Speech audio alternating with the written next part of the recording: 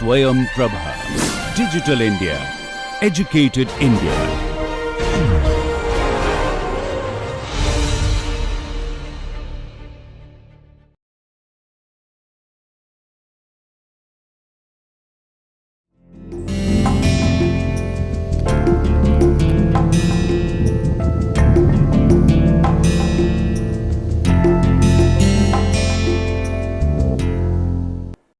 Welcome to lecture 27 of Time Series Modeling and Forecasting.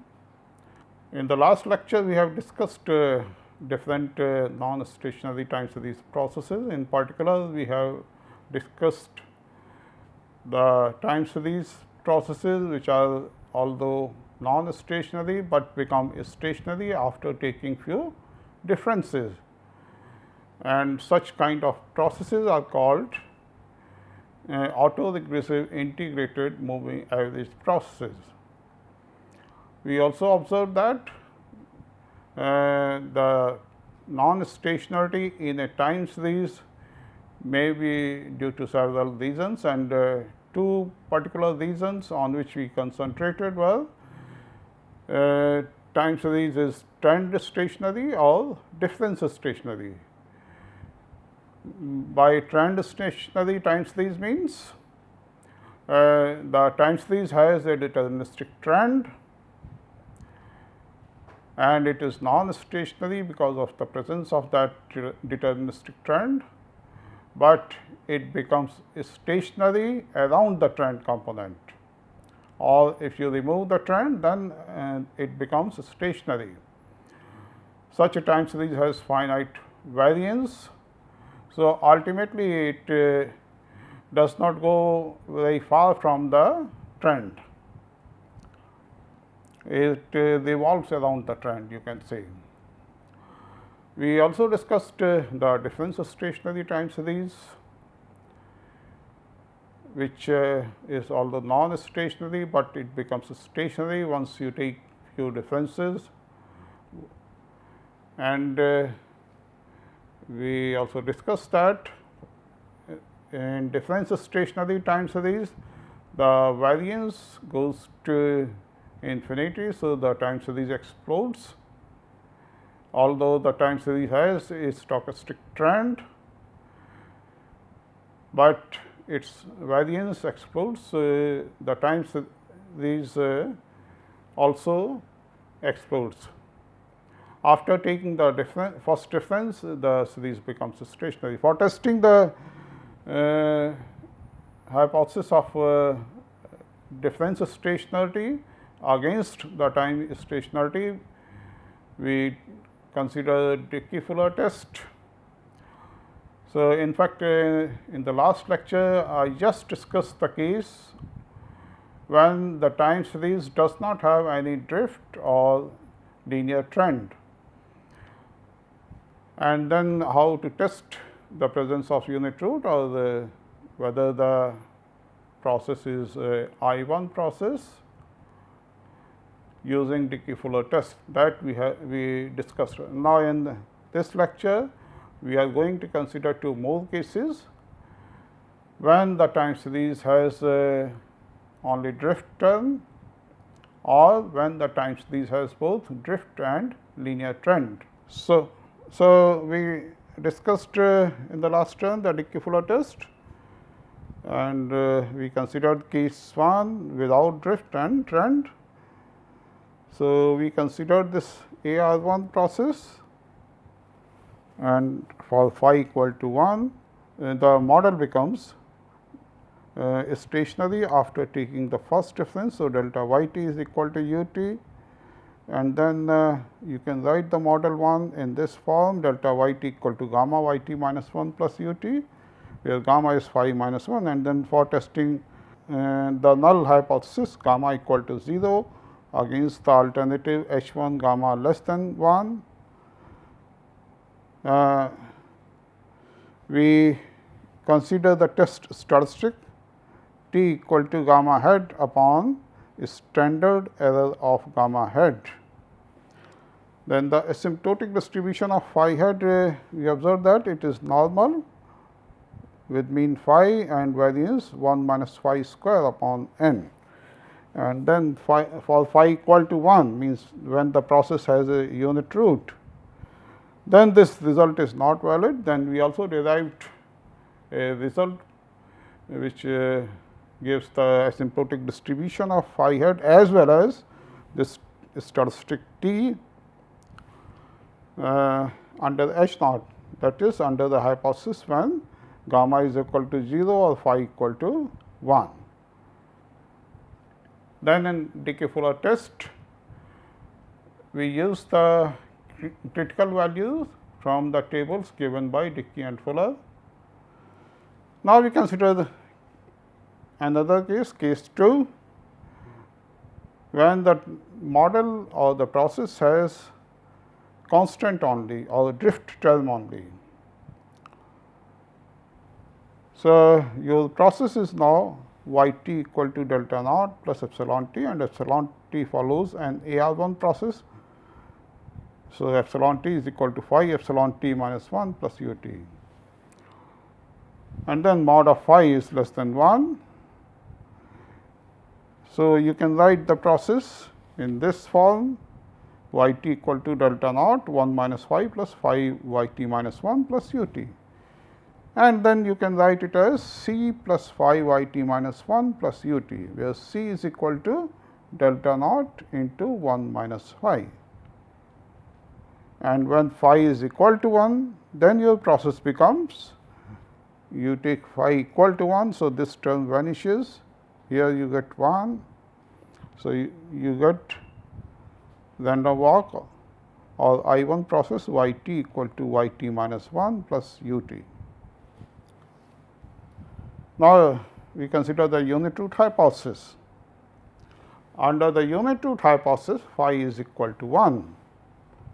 So, your model is y t equal to y t minus 1 plus u t, which is an integrated process of order 1 without drift. It does not have any drift term or constant term. And under the alternative hypothesis, mod phi is less than 1. So, your model is y t equal to c plus phi y t minus 1 plus u t, which is I0 process with constant term. This constant is involved here, c. Then, if we apply the least square procedure, then the least square estimator of phi is phi hat equal to summation y t minus y bar y t minus 1 minus y bar upon summation y t minus 1 minus y bar whole square. You can easily verify it from this equation. You have the equation y t equal to c plus phi y t minus 1 plus u t. So, and then you have to obtain the least square estimator of phi, and then you can also obtain the least square estimator of c. So, the least square estimator of c is y bar minus phi y bar. You just take summation over t here, and then you we take phi hat here. So, c hat is equal to y bar minus phi hat y bar, and phi hat is equal to, just apply the least square procedure. So, phi hat is the covariance between y t and y t minus 1 divided by the variance of y t minus 1. So, summation y t minus y bar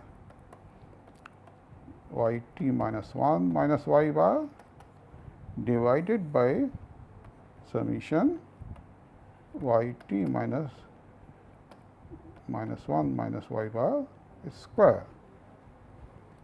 Actually, you have to divide by n here and here also, but ultimately this 1 by n cancels out. So, you can remove it.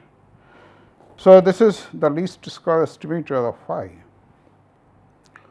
Then your test statistic is phi hat minus 1 upon standard error of phi hat.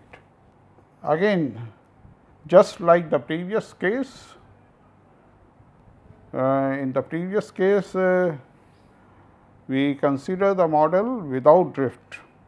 So, just like that case, the asymptotic distribution of n times phi hat minus 1 and t for phi equal to 1 are not normal. So, again you face the same problem. The asymptotic distributions are not normal, you can derive those distributions.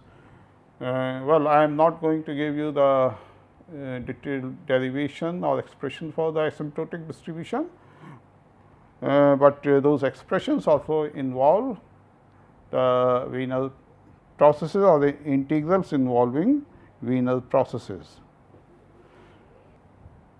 So, again you require some alternative critical values which were given by Dickey and Fuller. Actually, Dickey Fuller have given the critical values for all the three cases. They also considered this third case when your model has constant and linear time trend also, and they gave critical values for all the three cases when your model has neither constant term nor linear trend, when your model has constant term, but no linear trend, and when your model has both the constant term and the linear time trend.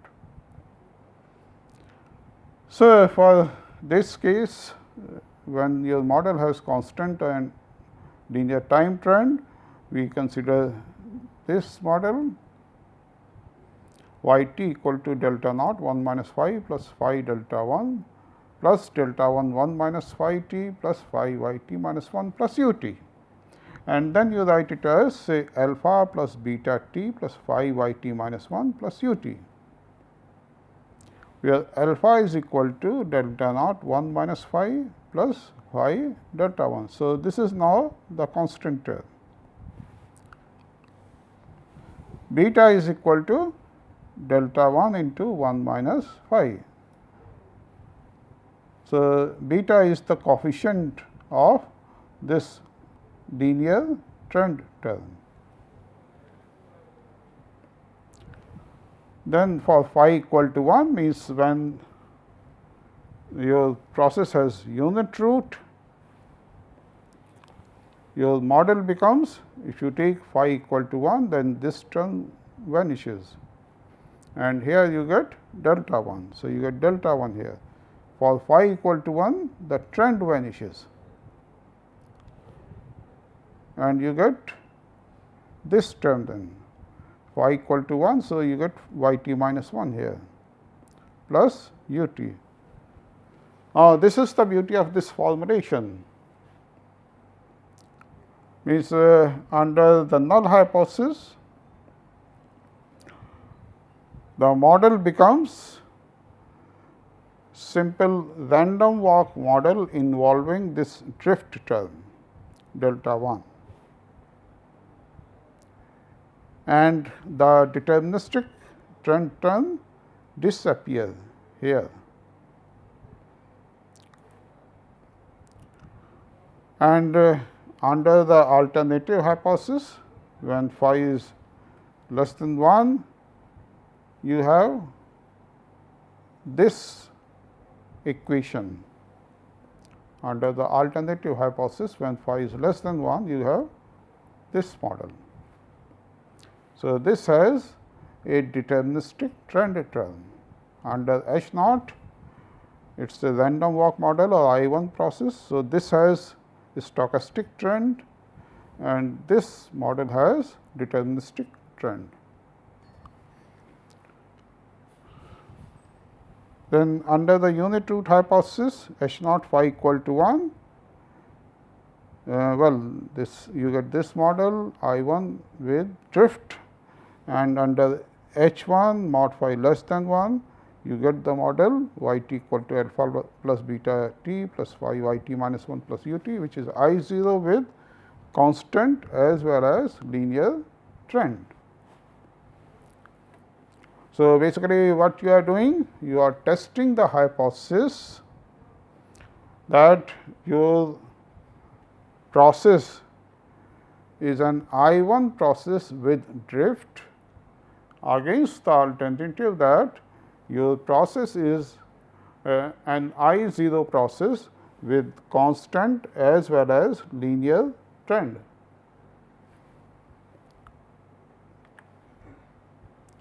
Again we obtain the least square estimator of phi, say phi hat, and then we obtain the t ratio. So, your t ratio is t equal to phi hat minus 1 upon the standard error of phi hat, or if you take gamma equal to phi minus 1, then gamma hat is equal to phi hat minus 1. So, your t statistic is now in terms of gamma, it becomes gamma hat upon standard error of gamma hat. Again in this case also, the asymptotic distributions of n times phi hat minus 1 and the t statistic under the null hypothesis, that is phi equal to 1, are not normal.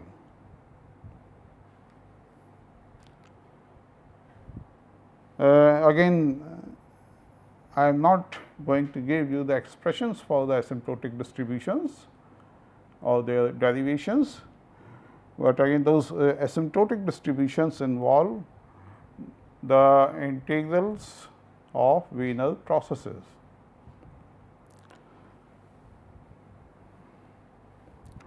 Now, for this case also Dickey Fuller have obtained the critical values, and in fact for all the three versions means when your process does not have constant term and linear trend, then second case when your process has constant term, but it does not have any linear trend, and the third case when your process has both the constant term as well as the linear trend. You require different critical values. So, each version of the test uses a different set of critical values. So, just to demonstrate, I am showing you the Dickey Fuller table. So, here are a few selected values of n, say 25, 50, 100, 250, 500, greater than 500. And when your process does not have any constant term and it also does not have any trend, then these are the critical values. These are the critical values when level of significance is 0.01 or 1%, and these are the critical values when level of significance is 0.05 or 5%. Then when your process has constant term, but no trend, then you get different critical values. Say at 1% you have these critical values, and at 5% you get these values. Similarly, when the model has both constant as well as trend, then at 1% you get these critical values, and at 5% you have these critical values. So, you simply have to calculate the t ratio for each of these cases, and then you can compare your t value with these critical values to test the null hypothesis of presence of unit root.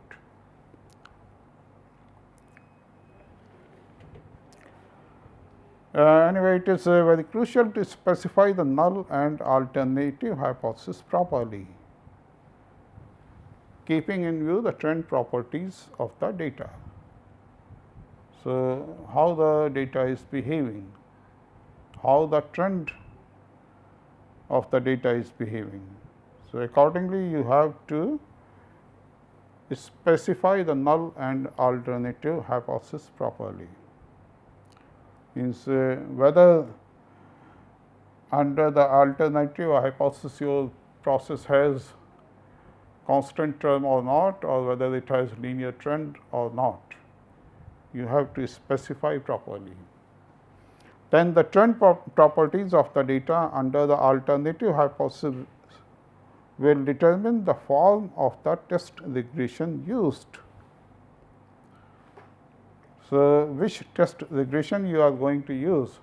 This depends upon the trend properties of the data under the alternative hypothesis. Remember how you have calculated the t ratio. You have applied least square procedure to the model under the alternative hypothesis, and then after applying the least square procedure you get phi hat. Then using phi hat and its standard error, you can calculate the t ratio.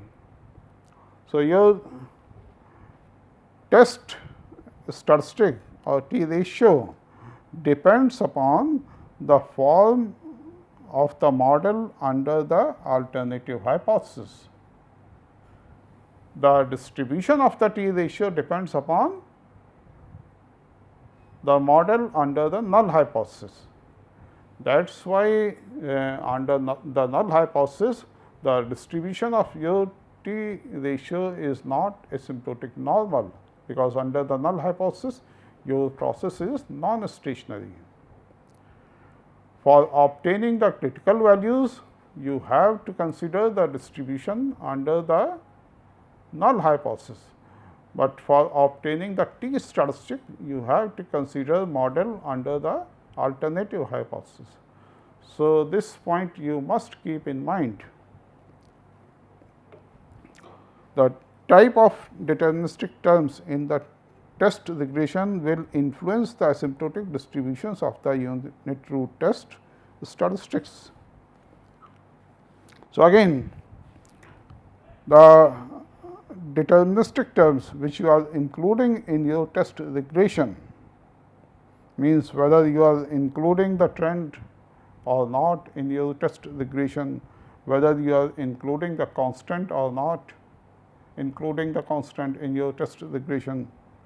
This will influence the asymptotic distributions also, because for each of these three cases the asymptotic distribution of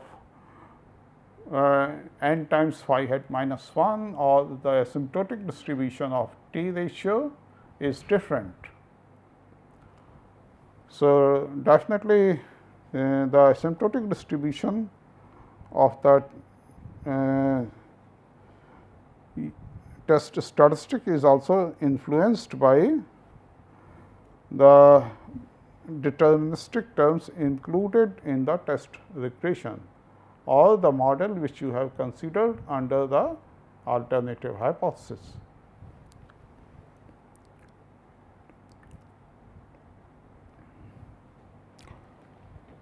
So, properly deciding the model under the alternative hypothesis is very crucial. It affects your test statistic also, because you are using the model under the alternative hypothesis, and then for calculating the test statistic you apply the least square procedure to the model under the alternative hypothesis. Then for each formulation, for each of three different cases, if you derive the asymptotic distribution of the t ratio or n times phi hat minus 1, those are different, and that is why critical values are also different for all the three cases. Now, we consider augmented decay-Fuller test or ADF test. In decay-Fuller unit root test, the model is characterized by an AR1 process with white noise errors. So, you have one term involving white t minus 1 and then you have white noise errors. along with the constant term and linear trend term. Then many financial time series have a more complicated dynamic structure, means your model may not be just AR1 model. It may be AR2 model, or it may also involve some moving average terms. So, your process has say MA3 terms. So, it may have more complicated dynamic structure. But this simple Dickey-Fuller test does not take into account such kind of more complicated dynamic structure. Then augmented Dickey-Fuller test accommodates general dynamic structure involving ARMA PQ models with unknown orders. So, that is the advantage of ADF tests. It takes care of, or it accommodates a more general dynamic structure, and that structure may involve ARMA PQ processes. Then the ADF test considers under H naught the time series is I1, against the alternative H1 it is I0. Under H naught, after taking first difference, it becomes a stationary process. So, it is I1 process integrated of order 1. Under H1 it is I0, means it is a stationary process integrated of order 0. You do not have to take any difference for making it stationary, it is already stationary. So, now we consider ARP process. So, yt is equal to phi 1 yt minus 1 plus so on plus phi p yt minus p plus ut. Then you can reparameterize the model as say yt equal to phi yt minus 1 plus theta 1 delta yt minus 1 plus so on plus theta p minus 1 delta yt minus p plus 1 plus ut. Now, here phi is equal to summation j equal to 1 to p phi j, and theta I is equal to minus summation j equal to I plus 1 to p phi j. Say for instance, what is theta p minus 1? Theta p minus 1 is equal to minus times the first term is j equal to p minus 1 plus 1. So, p. So, you have just one term phi p, theta p minus 2. This is equal to minus phi p plus phi p minus 1, because in this case j varies from p minus 1 to p. So, you get two terms and so on. You also observe that theta p minus 2 minus theta p minus 1, this is equal to phi p minus 1, and then you have minus sign here.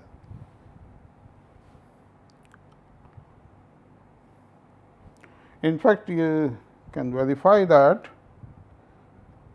theta I plus 1 minus theta I,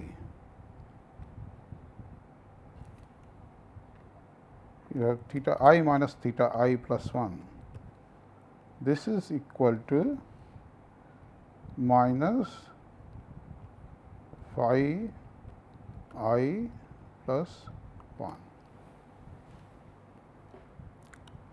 because in theta I, j varies from I plus 1 to p, and in theta I plus 1 this j varies from I plus 2 p. So, if you take the difference, then you get minus phi I plus 1. Now, how we get this formulation, that I am going to derive here. So, as I mentioned earlier, theta I minus 1 is equal to phi I, because theta I is equal to summation j equal to I plus 1 to p phi j, and you have minus sign here, then plus summation j equal to I to p phi j. So, just one term is left, phi I, for all I equal to 2, 3, so on p minus 1. You also verify that phi plus theta 1 is equal to phi 1.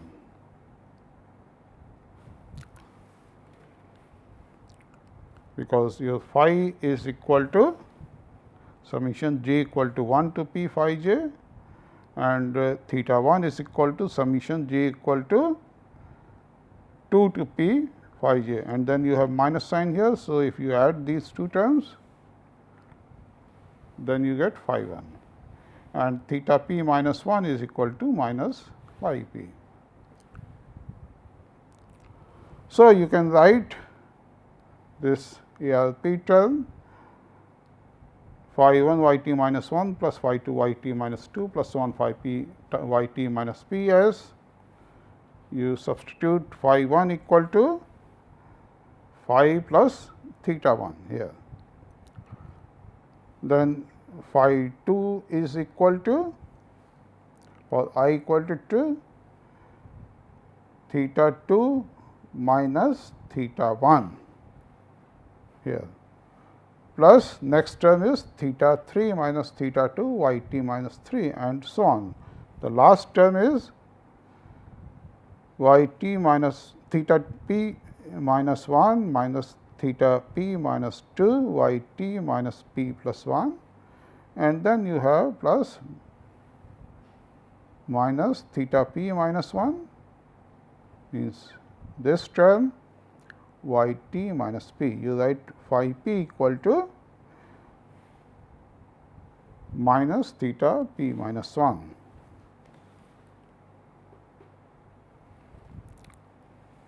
Then you get phi y t minus 1.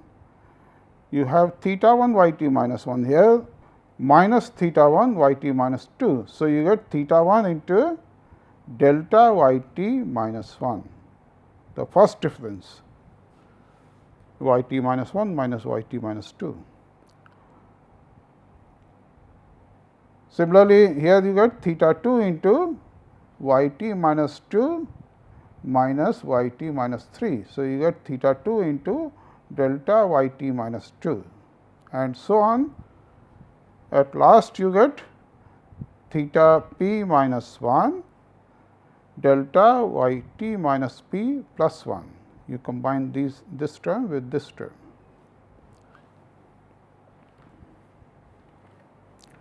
So, using this result, you can write your ARP process in this form, in the form of equation 3. Now, the beauty of this particular equation is that here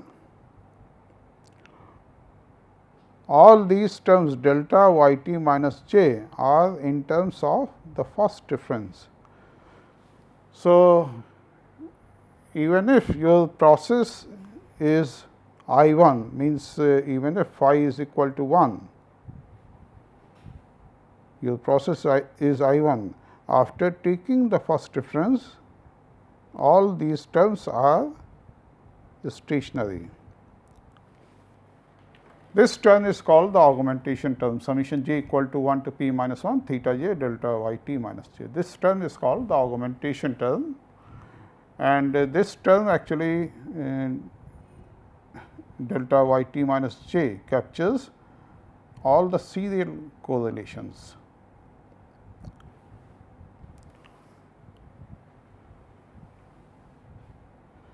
Then we consider ARP process with deterministic linear trend. So, you have delta y t equal to, you consider the same model delta naught 1 minus phi plus phi delta 1 plus delta 1 1 minus phi t, you have one linear term, linear trend term plus gamma y t minus 1 plus then you have these k augmentation terms. So, instead of p minus 1 we are taking k augmentation terms plus u t.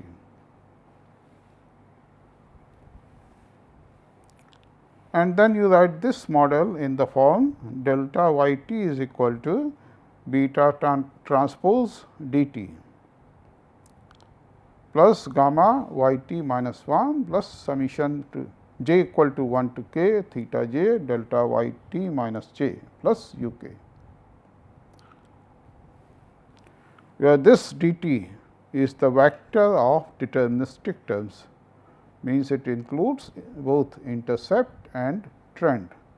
Means here you have two deterministic terms, one is this intercept term, constant term, and another is this trend term. So, you take both of these terms in d t, and beta, this beta vector is the corresponding vector of corresponding coefficients. So, here you can say beta has two elements, beta 1 which is equal to this part delta naught 1 minus phi plus phi delta 1, and the other element of beta is beta 2 which is equal to delta 1 1 minus phi. Then the order of the augmentation term means k is chosen, so that the residuals follow purely random process. Again we apply least square procedure to equation 5. Now, this is not a problem. After taking these differences, all these variables become stationary. So, there is no problem in applying the least square procedure here, and then you obtain the least square estimator of gamma, say gamma hat, and you also get the corresponding standard error. So, ADF test statistic is gamma hat upon standard error of gamma hat. One can also use this normalized bias statistic, which is defined as gamma hat upon 1 minus theta 1 hat minus 1 theta minus theta k hat. And for both of these two statistics, we use the same critical values as in Dickey-Fuller test. So, you use the same critical values which you have used in Dickey-Fuller test. Means of course, it depends whether you are including constant term in your regression or not, whether you are including trend term in your regression or not, or whether you are not including both of these terms in your regression. So, your critical values depend upon this fact, but you get the same critical values as for the simple Dickey-Fuller test. Similarly, you can also apply ADF test if residuals are generated by invertible MA or stationary and invertible ARMA process. Actually, if your process is a moving average process or it is a stationary and invertible ARMA process, then you can write it as an autoregressive process of infinite order. So, by Wald representation, you know that any stationary and invertible process, whether it is invertible MA process or stationary and invertible ARMA process, can be written as an autoregressive process of infinite order. So, you can apply ADF test even if the residuals are generated by these two processes, means invertible MA or stationary and invertible ARMA process.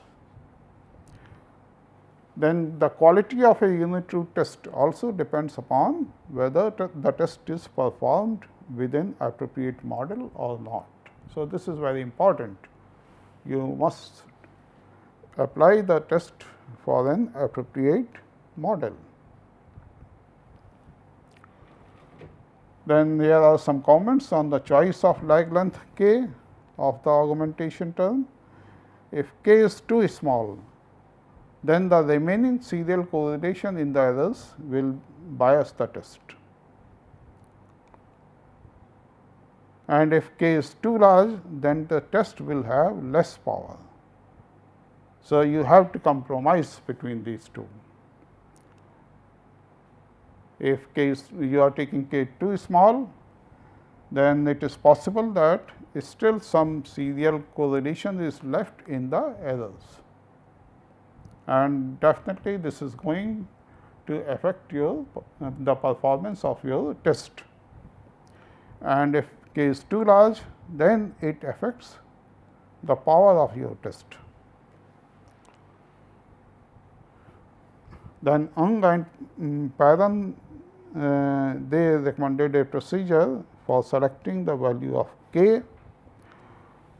Say first you set an upper bound for k, say k maximum, then estimate ADF test regression with k equal to k maximum. Then you test the significance of this last coefficient theta corresponding to k maximum using t-test.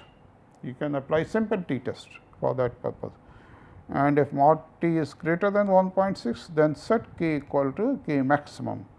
Otherwise, you reduce the lag length by 1, and then you again repeat this procedure. You again run the regression and then you apply t-test to the last coefficient. And then for selecting k, a rule on thumb is you select k maximum equal to 12 into n upon 100 to the power 1 upon 4, and then the greatest integer less than or equal to this quantity. So, this is another option. You select k maximum equal to this, and then you proceed using this procedure. Now, we consider a sequential procedure for unit root testing. This procedure involves many steps, and at each step we apply test to different coefficients. So, in step 1 we estimate the general model with center trend and sufficient lags. So, center trend means here with beta we have taken t minus n by 2 instead of t. N by 2 is the middlemost point. So, we have centered this t value, we have taken t minus n by 2. In step 2, we consider the hypothesis H naught alpha beta gamma equal to alpha 0 0 against the alternative alpha beta gamma is not equal to alpha 0 0. So, under both H naught and H 1, you are including the term alpha, means the constant term here, and then you are testing the hypothesis that both trend is equal to 0 and gamma is equal to 0 against the alternative that both the terms are present in the model. Then we use the Dickey-Fuller t-test for testing gamma equal to 0 against the alternative that gamma is less than 0 or y t is trend stationary. We can also use F test in order to test the combined hypothesis. We can also apply the F test here.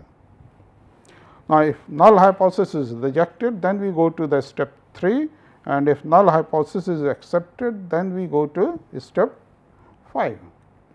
Step 3 is we test the hypothesis alpha beta gamma equal to alpha 0 0. and if this hypothesis is rejected, then different possibilities are beta is not equal to 0, gamma equal to 0, or beta equal to 0, gamma is not equal to 0, or both beta and gamma are not equal to 0. So, we test gamma equal to 0 using T statistic and critical values from the normal table, and if it is accepted, conclude that beta is not equal to 0, gamma equal to 0 holds. That is, the process is I1 with drift, and if the hypothesis is rejected, then we go to step 4. Now, in step 4, we test the hypothesis beta equal to 0 using the conventional t test. You apply simple t test, and if the hypothesis is accepted, then you conclude that the series is stationary with no trend, and if the hypothesis is rejected, then we conclude that the series is stationary with trend.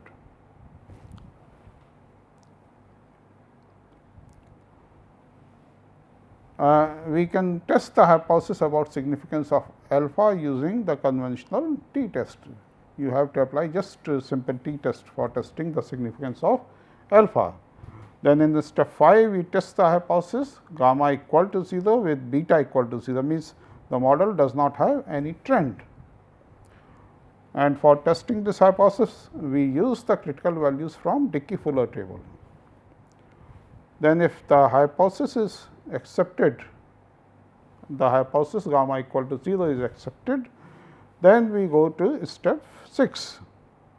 In step 6, we test the hypothesis that alpha, beta, gamma equal to 0 using Dickey-Fuller table, and if it is accepted, it leads to the conclusion that your process is I1 with no drift, because alpha is equal to 0 and it does not have even trend, and if it is rejected, it is I1 with drift.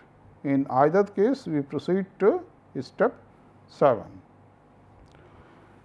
Assuming beta equal to 0, in step 7, assuming beta equal to 0, attempt to re-establish the conclusion concerning alpha, gamma using ADF test to test the hypothesis of unit root with no drift. Means now you are taking the model beta equal to 0 means no trend, then we again try to re-establish the conclusion concerning alpha and gamma using ADF test. Here is an example. We have applied, or in fact, we have generated this data set from a random walk model, and then we have applied ADF test for unit root. We have applied ADF test with constant and time trend, ADF test with constant no time trend, and ADF test without constant and without time trend. So, here are the results. When we apply ADF test with constant and time trend, then the test statistic corresponding to, this is actually corresponding to gamma or phi, this is corresponding to the constant term, and this is corresponding to the trend component, time trend coefficient. And then at 1%, these are the critical values, corresponding critical values. At 5%, these are the corresponding critical values, and at 10%, these are the corresponding critical values. So, you can easily verify that you are not able to reject the null hypothesis of unit root at 5%. You cannot even reject the null hypothesis of no constant, no trend at 5%.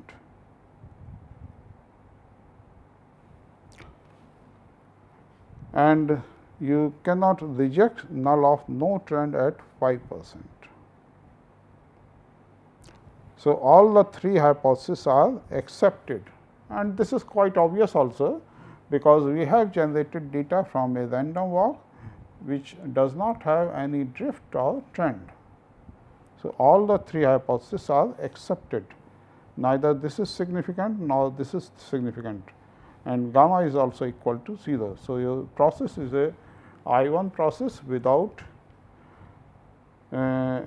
means based on this test we draw conclusion that it is a I1 process without constant and without time trend. This is the plot of time series observations. Then we also applied ADF test with constant. These are the results. This is the statistic corresponding to gamma, and this is the value corresponding to the constant term. Again, you can easily verify, just compare these calculated value with the tabulated values. Then you cannot reject the null hypothesis of unit root at 5%, and you cannot reject null of no constant at 5%. We have also applied the ADF test with no deterministic term, means neither it has any constant term nor it has any trend term, deterministic trend. Again, this hypothesis is accepted, means the hypothesis of unit root is accepted. It cannot reject null of unit root at 5%, even it cannot reject the null of unit root at 10% also. So, the unit root hypothesis is accepted, and we conclude that the process is an I1 process. Now, there are some problems with the ADF test. ADF residuals may have autocorrelation even after incorporating augmentation term, and in that case your ADF tests are less powerful and often in favor of acceptance of unit root hypothesis. So, this is the problem with augmented decay-Fuller tests. One of the alternative to ADF tests is the Phillips parent test, which I will discuss in my next lecture.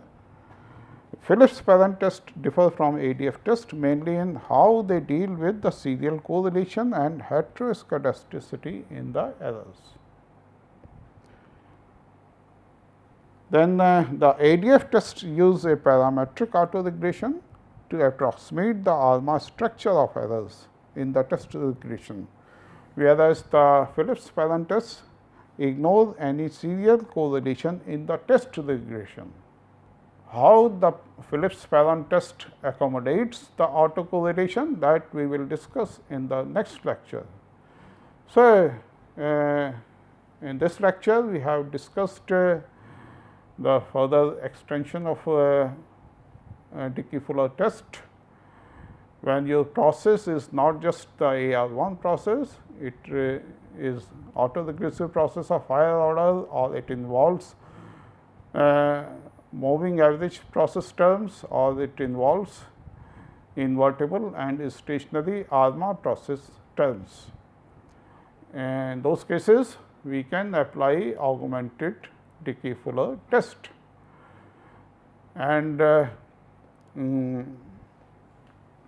although with augmented decay-Fuller tests also we have some problems, these tests are usually less powerful. Often these tests are in favor of the acceptance of unit root hypothesis. One of the alternative to augmented decay-Fuller test is Phillips parent test, which we will discuss in the next lecture. So, I am going to stop here. Thank you.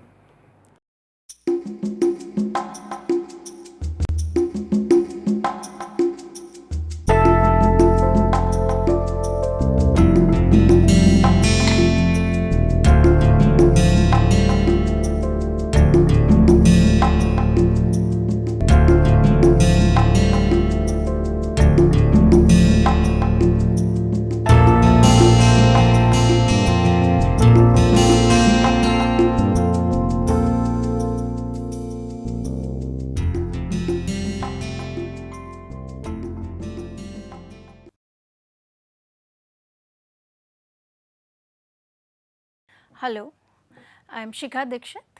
I teach psychology and I am with the Department of Humanities and Social Sciences at IIT Kanpur. Today I am going to talk about what is health psychology. In the recent past, health psychology has emerged as one of the important areas in psychology. It is a field of study where psychological theories and concepts are applied to understand issues regarding health and illness. The two major themes which health psychologists are interested in studying are the themes of illness experience and behaviors associated with that experience. Contemporary health psychology adopts various and diverse kind of perspectives to understand health and illness issues. These perspectives include the behavioral perspective, the societal perspective and the cultural perspective. If we try to enumerate the kind of topics that health psychologists study, the range is very wide. To name a few of the topics, health psychologists study cognitions related to illness, that is health and illness related cognitions, social cognitive aspects of health and illness, cognitive adaptation, chronic illness and adaptation to chronic illness, disability, stress and management of stress. Health psychologists also study topics such as health related quality of life, social support and various kinds of coping mechanisms that people adopt to deal with illness experience. In addition to this kind of experience, health psychologists also study healthcare systems, health promotion and treatment related aspects including doctor-patient relationships. So, as we see, the range of topics is very large. Health psychologists also use qualitative methods and they study topics such as narratives of illness experience as well as social representations of health and illness. So, we see that the range of these topics is very large. However, this is not an exhaustive list. More recently, some health psychologists have adopted a critical health psychology approach. These health psychologists are they offer a critique of mainly of the biomedical and behavioral perspective of health and illness as well as the methods and approach which is used to understand health and illness.